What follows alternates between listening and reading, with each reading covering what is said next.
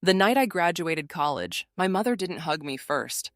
She slid a pen across the white tablecloth, tapped the top of a thick folder, and said in a calm, practiced voice, "Sign this, Hannah. If you love your sister, you'll do it." Everyone around us was laughing, clinking glasses, taking pictures in caps and gowns. Soft music played over the speakers. The restaurant smelled like garlic and butter and grilled steak. It was the kind of place people booked for anniversaries and promotions. But for me, that night, it felt like a courtroom. My dad was sitting to my right, perfectly straight in his navy suit, his important client smile on his face. My mother sat across from me in a new dress, her hair done just right, like she was the one who had just graduated.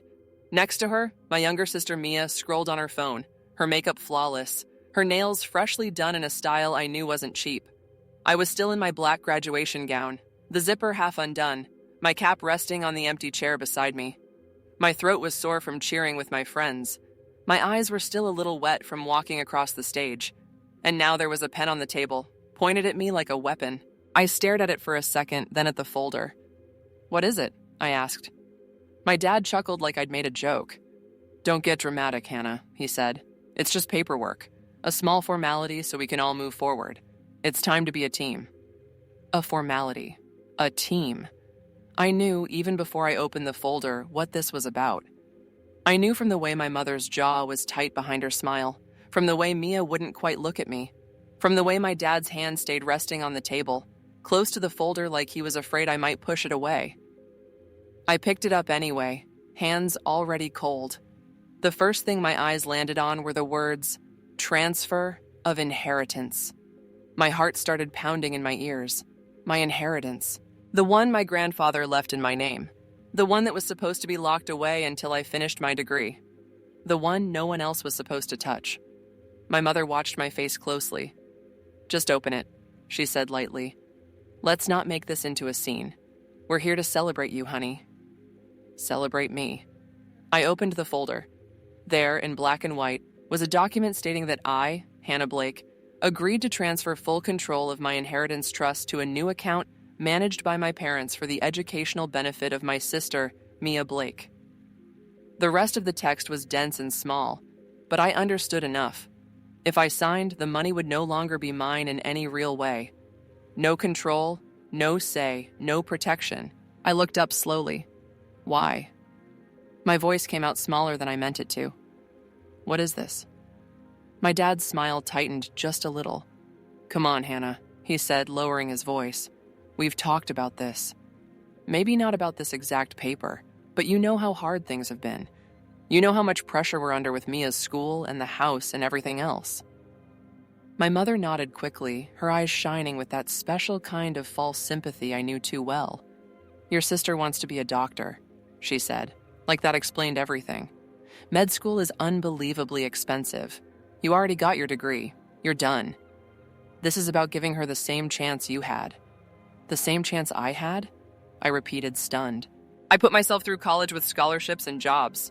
You barely paid for anything." My mother's expression twisted for a second. "We gave you a home," she snapped quietly. "We gave you food. We supported you your entire life. You really want to stand here and act like we didn't do anything?" I felt the old, familiar guilt rise up, hot and tight in my chest. It had always been like this. If Mia wanted something, we all sprinted to make it happen. If I asked for anything, I got a speech about how selfish and ungrateful I was being. I dropped my eyes back to the paper, and my grandfather's face flashed in my mind. Him in that hospital bed, his hand wrapped around mine, his voice weak but steady. "This is for you, Hannah," he'd whispered. "For your future. Use it to build something that's yours.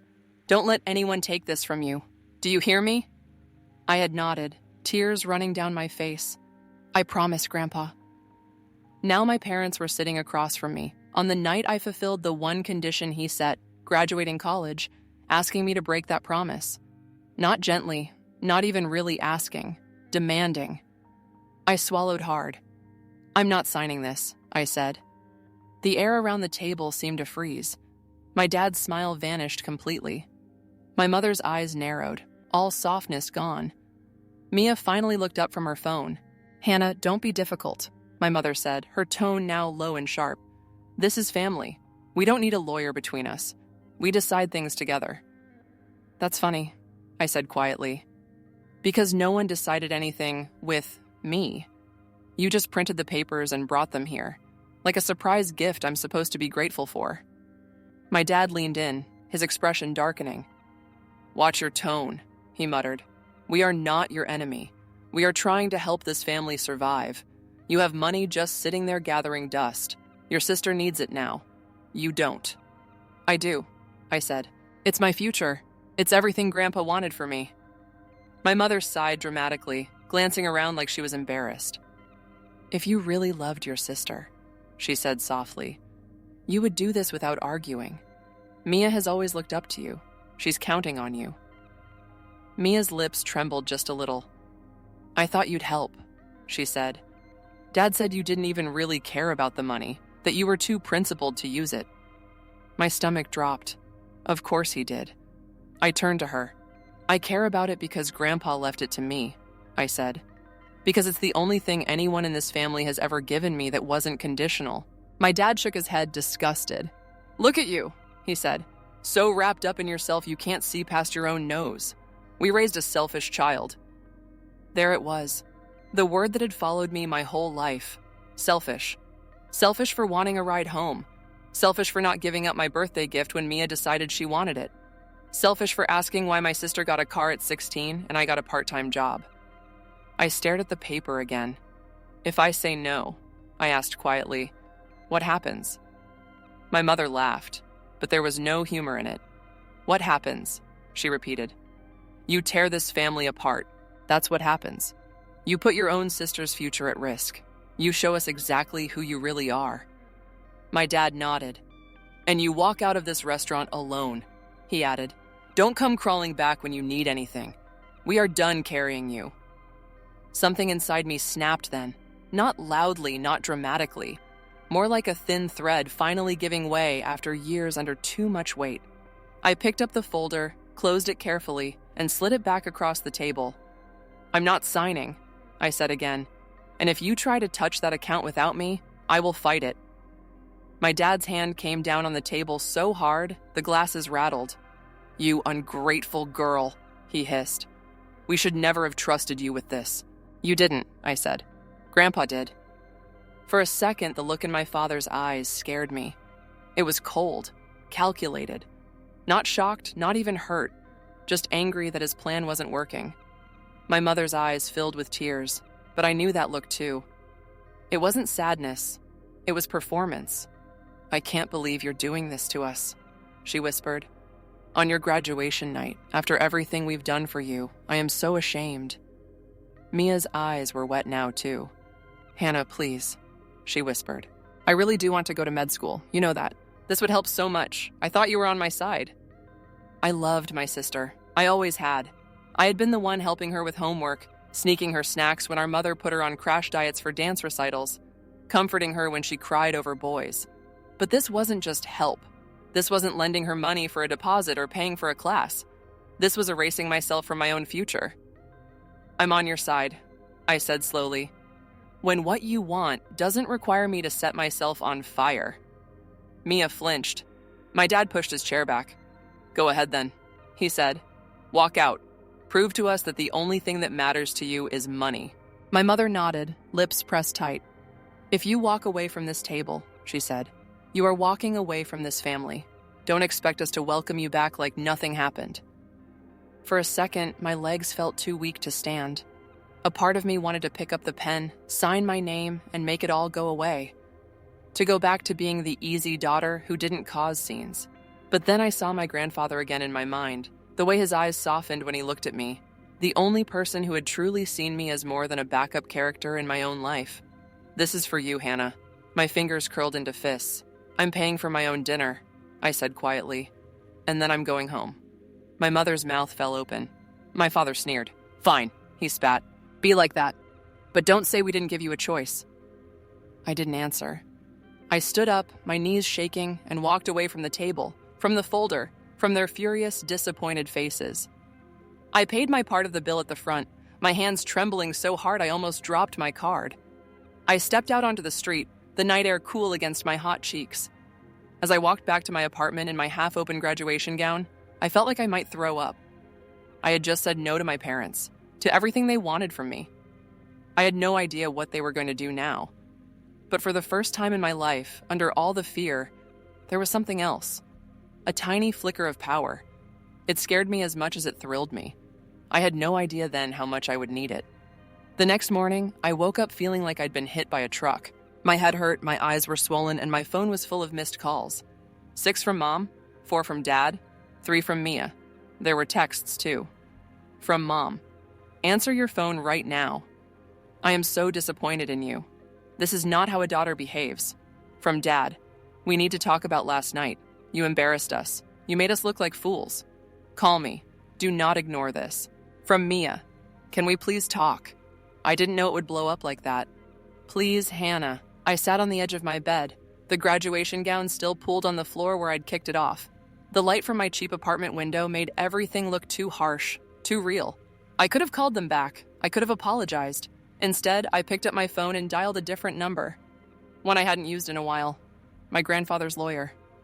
He answered on the second ring. Good morning, this is Daniel Rowan. Hi, Mr. Rowan, I said, my voice trembling. It's Hannah. Hannah Blake. There was a tiny pause, then his tone softened. Hannah, he said, congratulations on your graduation. I was actually planning to call you this week. How are you? I'm not okay, I admitted. I think my parents are about to do something with the trust. They tried to get me to sign papers last night to move everything to them. I refused. Now they're furious. I don't know what they're going to do. He went quiet for a second. Are you somewhere safe right now? He asked. Yes, I said. I'm at my apartment. Good, he said. Can you come to my office this morning, as soon as you're able? Yes, I replied instantly. Just tell me when. 11, he said. I'll clear my schedule. After we hung up, I stared at my reflection in the bathroom mirror. Red eyes, messy hair, a face caught somewhere between a child and an adult. You started this, I whispered to myself. You said no. Now you see it through. At 11, I sat in a quiet office that smelled like paper and coffee, watching Mr. Rowan flip open a folder with my name on it. He looked older than the last time I'd seen him, but his eyes were still kind. Tell me everything, he said. So I did. I told him about the restaurant, the folder, the words, if you love your sister, you'll do it. The threat that I'd be walking away from my family if I didn't sign. The way my father called it a formality, like the decision had already been made. He didn't interrupt. He just listened, sometimes nodding, sometimes tightening his jaw. When I finished, I felt hollow and shaky. Am I overreacting? I whispered. They keep making it sound like I'm being cold, heartless. They say it's just for the family. Maybe I should just... No, he said firmly. You are not overreacting. What they did is not normal, Hannah. Pressure is not love. Threats are not care. They crossed a line the moment they tried to corner you into signing anything. I swallowed hard. Can they do anything without me? I asked. With the money, I mean. Can they still get to it somehow? He pulled a document from the folder. The trust is in your name only, he said. Your parents are not listed as trustees or beneficiaries. They cannot legally move those funds without your consent. But there it was again. That word. My hands clenched. But what? He folded his hands on the desk. But people who think they're entitled to something sometimes do reckless things, he said. They might try to pretend to be you. They might try to convince a bank clerk that they have authority. Systems are strong, but they are not perfect. It was already wise that your grandfather chose this structure. It will be even wiser for us to add more protections now. Can we do that? I asked. Yes, he said. We can flag your account for extra security. We can require in-person verification for any transfers. I'll call the bank today. We can also make a note that you reported this pressure from your parents, in case anything suspicious happens in the future. The idea that I was going to have to protect myself from my own parents felt surreal, but also right. Do it, I said quietly. Please. He nodded. And Hannah, he added, if they threaten you again, or try to trick you into signing anything, tell me immediately. And don't throw away any messages. Those are important. I thought about my mother's angry texts. My dad's "you embarrassed us" messages. Okay, I said. I won't. When I stepped out of his office, I already felt lighter. Then my phone buzzed. A new email. The subject line made my heart drop into my stomach. Account activity alert. My fingers shook as I opened it. There it was. A request had been made to transfer the entire balance of my trust into another account. Time, 10:37 a.m., 10 minutes ago. Status, flagged. Pending verification. I stared at the words until they blurred. 10 minutes ago, while I was sitting in Mr. Rowan's office, someone had tried to move it all. My inheritance. My future. My grandfather's last gift. I didn't wait to overthink it. I called the bank right away, still standing on the sidewalk. The customer service woman verified my identity, then pulled up my account. Yes, I see it, she said. A large transfer request to an external account. It was flagged because of a security note placed on your file this morning from your attorney. I closed my eyes in relief for a second. Do you know who tried to move it? I asked. There's a username connected to the online request, she said. I can share that with you. The full account details of the receiving account are protected, but this much I can tell you. Please, I whispered. There was a short pause while she scrolled. Username, Mia Blake 2022, she read. The world seemed to tilt. My sister's name. My sweet, spoiled, golden child sister. The username could have been fake. Someone else could have typed it. But I knew where the attempt came from even before the woman said, the request was made from an IP address associated with your parents' home. My body went cold. I didn't request that, I managed. None of it. Please, don't let anything go through. It's blocked, she reassured me. Nothing has moved. To add more protection, we can remove all online transferabilities and require in-person visits for any changes. It will make things less convenient but much safer. I let out a shaky breath. Do it, I said. I don't care about convenience. After we hung up, I just stood there on the sidewalk, watching cars go by, feeling like the world had become a movie with the sound turned down. They had really done it. Not just cornered me at dinner, not just yelled, not just guilted. They had gone home and tried to take everything behind my back, using my sister's name. I felt something heavy and hot build in my chest. It wasn't the sharp sting of guilt this time. It was something slower, deeper, anger. I forwarded the email and the notes from the call to Mr. Rowan, typing with stiff fingers. They tried to move everything. Username has my sister's name. It came from their house. Please tell me what we can do. His reply came 15 minutes later. Come in tomorrow morning. We'll talk through next steps. That night, my phone lit up constantly. Text from my mother. How dare you involve that lawyer again? You are making us look like criminals. Do you know what you've done to this family? From my father. You are out of control. We were just trying to protect what's ours. You will regret this. From Mia. Dad told me you froze everything. I thought he was just moving things to make it safer. Hannah, I'm sorry if you think I tried to steal from you. I didn't know. Please believe me. I screenshotted all of it. Then, for the first time in my life, I did something that felt almost impossible. I turned my phone off. No explaining, no apologizing, no trying to make them feel better, just off. The next day, sitting across from Mr. Rowan again, I felt more tired than I ever had in my entire life. He slid a printed report toward me. The bank confirmed everything, he said. The login used a username with your sister's name. The request came from your parents' IP address. The target account is in your father's name, with your mother as a secondary user. It wasn't a misunderstanding. It wasn't a partial mistake. It was exactly what it looked like. They tried to steal it, I whispered. Saying it out loud made my voice shake. From me. From Grandpa. He looked at me with real sympathy. Yes, he said simply. They did. Tears pricked my eyes, but I blinked them back. What happens now? I asked. He leaned back. That depends on you, he said.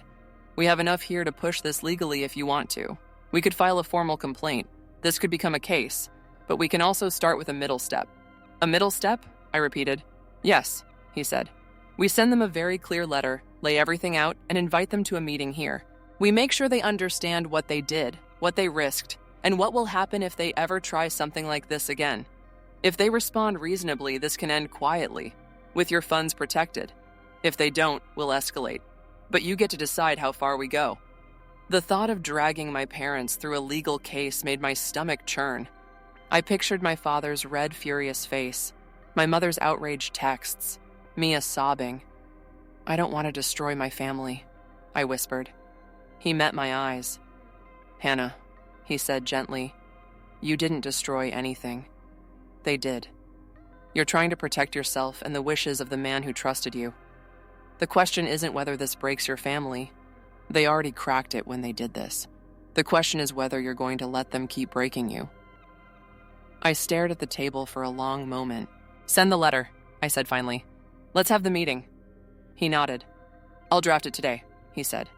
"You did the right thing coming to me when you did. If we hadn't added that security yesterday, you would have woken up this morning without your inheritance." The thought made my head spin. I nodded, stood up on shaky legs, and left his office with one thought running through my mind. If they were willing to do this, they were never going to stop on their own. The letter went out by that afternoon.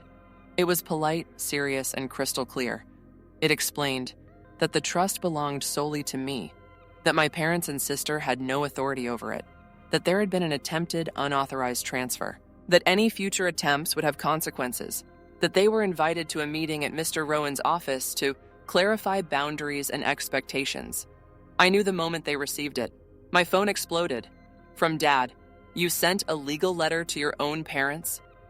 After everything we've sacrificed for you, this is how you repay us? If you drag our name through the mud over this, you'll regret it. From Mom. I cannot believe you are doing this. We are your parents, not strangers. You are letting some lawyer poison you against us." From Mia. "They're freaking out.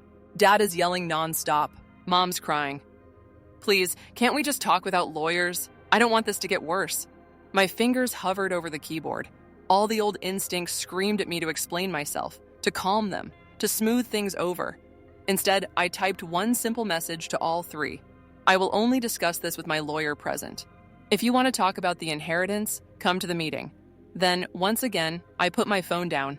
I didn't block them. I just stopped running to argue.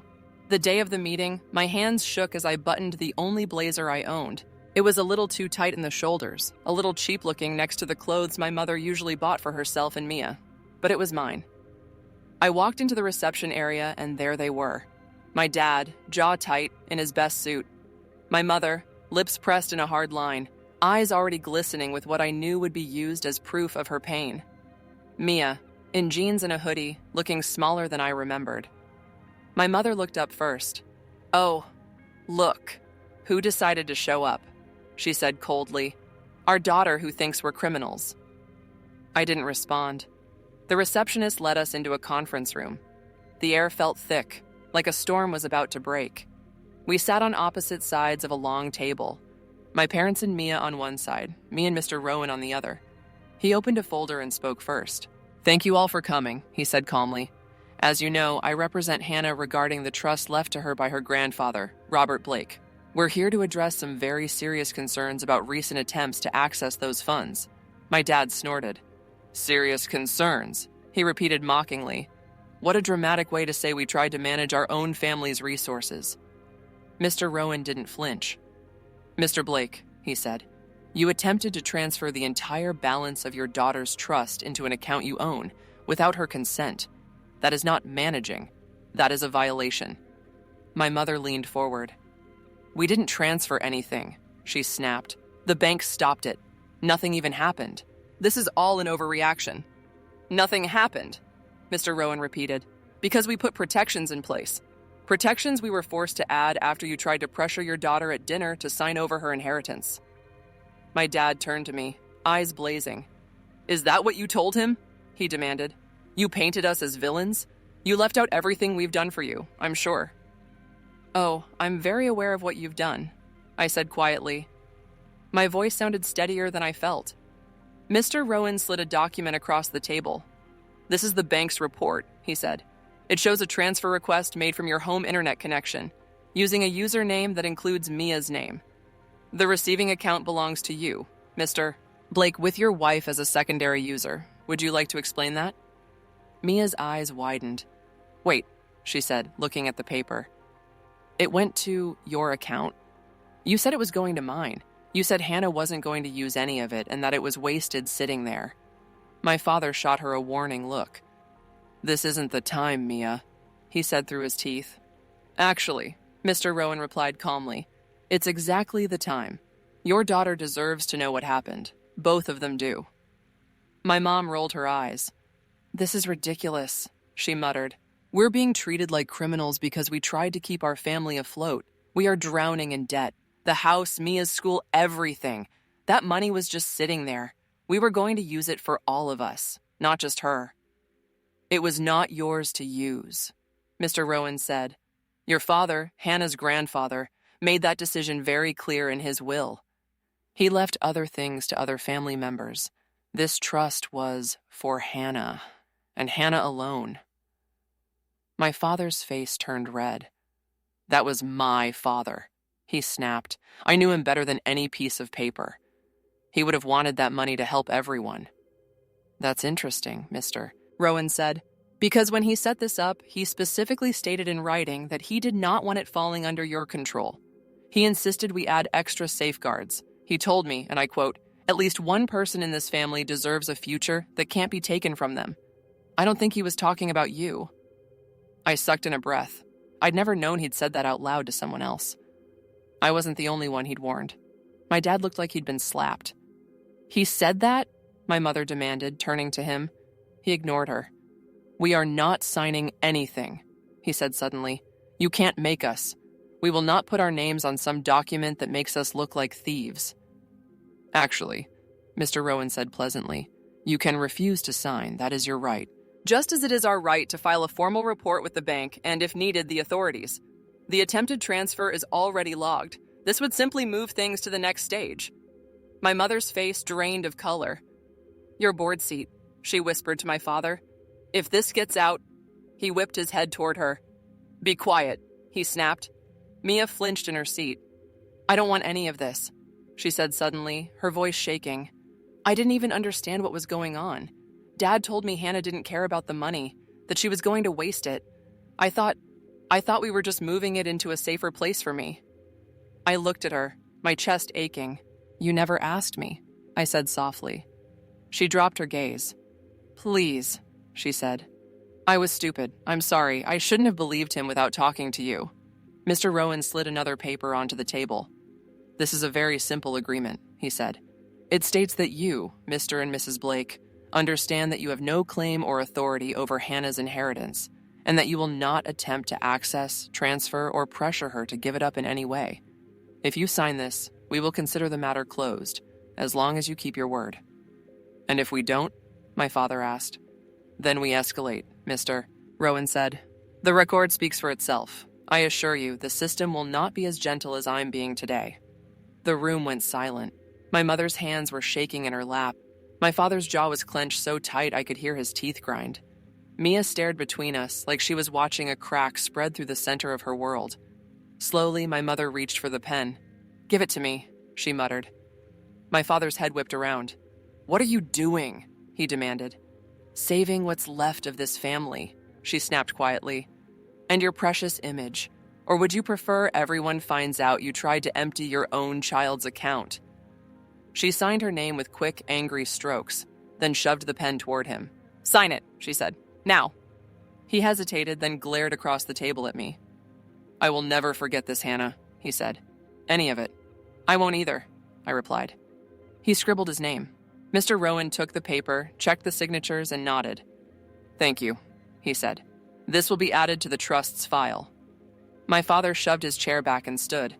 We're done here, he said. Come on. My mother stood too, not even looking at me. You did this, she whispered. You wanted a war, Hannah. Well, you've got one. They walked out together, the door closing sharply behind them. Mia stayed seated. For the first time in a very long time, I saw how young she really was. Not the perfect, untouchable baby of the family. Just a girl, scared, confused. She turned to me, eyes full of tears. I'm so sorry, she said. I didn't know they tried to take all of it. I know, I said. Or, I believe you thought you knew. That doesn't make it okay, but I know Dad can twist things. He always said you were ungrateful, she whispered, that you thought you were better than us, that you didn't care about money or family. I think I wanted to believe him because it made it easier to accept everything they gave me. Her voice cracked. But now I see what they were willing to do to you, to your future. And I'm scared, Hannah, because if they can do that to you, what won't they do to me? I didn't have an answer. I need space, I said quietly. From all of you. From them. I can't pretend this didn't happen. She nodded, wiping her eyes. Are we still sisters? She asked, her voice so small it broke my heart. I took a deep breath. I don't know yet, I answered honestly. I care about you. I always will. But trust isn't automatic. Not after this. If we build something again, it has to be real. Not just because Mom and Dad want a pretty picture. She nodded again, slowly. I understand, she said. I really am sorry. And then she left too. The room felt huge and empty. I finally slumped back in my chair. My whole body felt like it had been holding its breath for years and had just now started to exhale. Mr. Rowan closed his folder. You did well, he said softly. I feel like I just cut my own parents off, I admitted. He shook his head. You didn't cut them off, he said. You put a lock on the door they kept walking through without knocking. They're the ones who kept breaking in. I let out a weak laugh. It doesn't feel like revenge, I said. It just feels sad. Revenge isn't always loud, he replied. Sometimes it looks exactly like this. Protecting yourself, honoring the person who trusted you, and refusing to be used. Now you get to decide what kind of life you actually want. I moved to a new city 2 weeks later. I took a job I had lined up during my last semester at a small marketing firm. It wasn't glamorous, but it was steady. It paid my rent. It gave me health insurance and a reason to get up on time. With part of the inheritance released to me step by step now that I'd graduated, I paid off my student loans and bought a decent used car in my own name. The rest of the money stayed where it was, protected, growing, waiting for a future I could actually choose. On weekends and nights, I started working on something small and secret, an online store and blog built around my love of simple design, writing, and organization. It was clumsy at first. I made mistakes, sales were slow. But every time I got a notification that someone had bought something I created, I felt a quiet thrill. This was mine, not my parents', not Mia's, not anyone else's, mine. My phone stayed mostly quiet those first few months. My parents didn't call, they didn't text. They posted pictures on social media of family barbecues and holidays, all without me. In the captions, they wrote things like, "Family is everything and so proud of our girl," under photos of Mia. The message was clear. I didn't exist to them anymore. At first, it hurt like being stung over and over. But slowly, something shifted. The silence stopped feeling like punishment and started feeling like peace. No more guilt-inducing phone calls. No more "you owe us" speeches. No more surprise demands. Just my little apartment, my job, my ideas, my choices. Some of my relatives reached out on their own. A cousin messaged me saying, "I heard there was drama about your grandfather's will. I'm not asking for details, but are you okay?" My aunt, my father's older sister, called me one evening. "I'm not going to ask you to defend yourself," she said. "I just want you to know I heard enough to know it wasn't you who did something wrong." Tears pricked my eyes. "What did you hear?" I asked.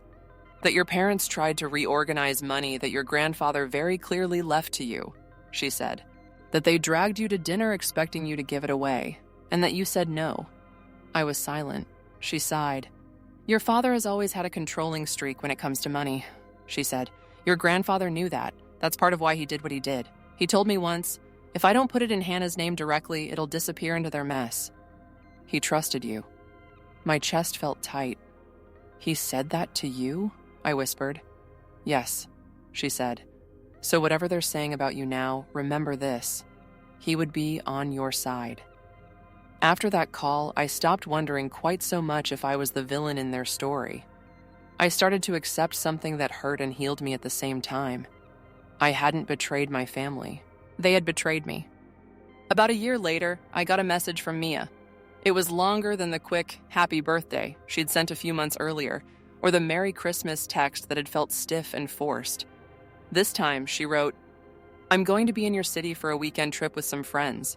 Can we meet? Just you and me. No mom, no dad. Please." I stared at the words for a long time. I could have ignored it. I could have said no. But there was still that little girl in my chest, the one who used to braid Mia's hair and rescue her from nightmares, who wasn't ready to give up completely. We met at a small cafe near my apartment. She walked in wearing jeans and a worn-out sweatshirt from her college. Her hair was in a messy bun. She looked tired.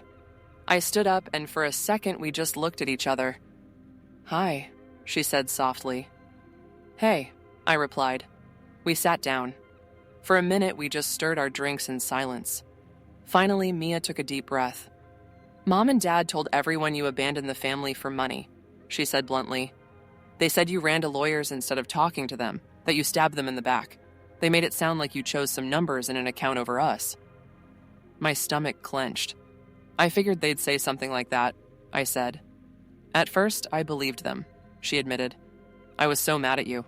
I thought, how could she do this? How could she not help me when she knows how hard school is? When she knows what I want to do?" Her eyes filled with tears. "But then, things at home got worse," she went on. "The money problems, the fights, the way they talked about you when they thought I agreed with them. It was ugly, Hannah. They blamed you for everything. The bills, their stress, even stuff that had nothing to do with your inheritance. You became their explanation for why their life was hard." She looked up at me, and I started thinking, if they can twist your story like that, what else have they twisted? I swallowed. "What did you find out?" I asked. She laughed weakly. "That our accounts are a mess," she said. "That Dad has been dipping into every corner he can find instead of making actual changes. That Mom spends money and then cries that there's never enough. That I didn't get all those things growing up because we had more. I got them because they chose to give them to me, and they chose not to give anything to you." Her voice shook. "It's like my whole childhood, I was living in a story they wrote for us," she said. "You were the responsible, mature one, the one who didn't need anything. I was the fragile one who needed all the help. It made it easy to not question why everything was always for me." A tear rolled down my cheek before I could stop it. "That's exactly how it felt," I whispered. "I kept trying to be what they wanted so things wouldn't explode, but they exploded anyway." She nodded. "I'm trying to say I'm sorry," she said, "not just for using my name on that account or for not asking you. I'm sorry for every time I took what they gave me and didn't stop to ask why you never got the same. I'm sorry for letting them turn me into an excuse." We sat there, two sisters in a cafe, caught between the past and whatever might come next. "Do you hate me?" she asked, almost in a whisper. I took a long sip of my drink, buying myself time to think. "I don't hate you," I said finally. I was furious. I was hurt. I felt like you were just standing behind them while they tried to strip me bare, but I never hated you. I hated what they were doing, and I hated that you went along with it. That's different. She nodded slowly. "Is there any way back from that?" she asked. "For us?" I thought about all the years I'd spent taking the smaller slice of cake, the hand-me-down clothes, the forgotten rides, all while being told to be grateful and not make things harder. I thought about my parents' faces in that office, how they signed that paper like it was my fault they'd been caught. "I don't want to go back," I said. "Not to how it was. I can't do that, but maybe we can build something new, smaller, honest, without pretending our upbringing was anything other than what it was."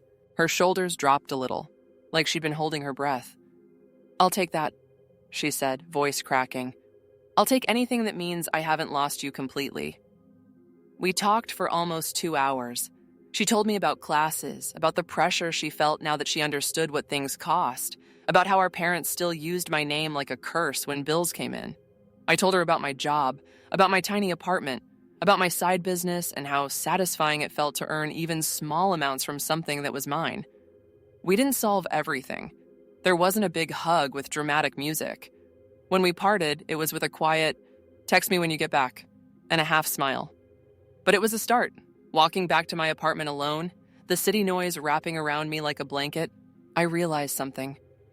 My revenge hadn't been about destroying my parents. I hadn't exposed them publicly. I hadn't blasted their names online. I hadn't burned the bridge later with some showy, dramatic gesture. My revenge was much simpler. I had kept what was mine. I had honored my grandfather's trust. I had refused to let them bend me into the shape that suited them best. I had walked out of that restaurant and chosen myself. And then, quietly, day by day, I had built a life where their hands couldn't reach as easily. They thought they could scare me into signing it all away. They thought they could guilt me, shame me, wear me down. They thought they'd always have control over me because they were family. But in the end, they were wrong about one thing. They thought my love for them was stronger than my love for myself. It wasn't. It used to be. For a long time it was. But sitting at that table, looking at that pen and that paper and my sister's careful makeup and my mother's cold eyes, I realized something I should have known years ago. Real family doesn't ask you to destroy yourself for their comfort. Real love doesn't threaten you when you say no. Real love doesn't scream that you're selfish for protecting your future. Real love doesn't try to steal from you and then say you forced them to do it. If you're listening to my story and some part of it feels uncomfortably close to your own, maybe it's not about inheritance. Maybe it's about your time, your energy, your boundaries, the way you're always the one who gives in. Hear this. You are allowed to say no. You are allowed to walk away from a table where the only thing on offer is your own sacrifice. You are allowed to protect what is yours. Your money, your dreams, your peace, your sanity, without being a bad daughter, a bad sister, a bad anything. My parents tried to steal my inheritance from my sister. They thought they were taking away my chance at a better life. But what they really did was something they never expected. They forced me to finally choose them or me. I chose me. And as painful as it was, as much as it broke the image I'd held of what family is supposed to look like, I would do it again. Because in the quiet of my small apartment, in the soft glow of my own lamp, working on my own projects, paying my own bills, answering to no one who uses love as a weapon, I finally feel something I never really felt in that big, beautiful house I grew up in. Safe. Not because there is no conflict. Not because life is easy now. It's not. But because I know, now, that the person in charge of my future is me. Not the people who raised me. Not the girl they always expected me to be. Me. And that, more than any big, explosive moment, is what changed everything.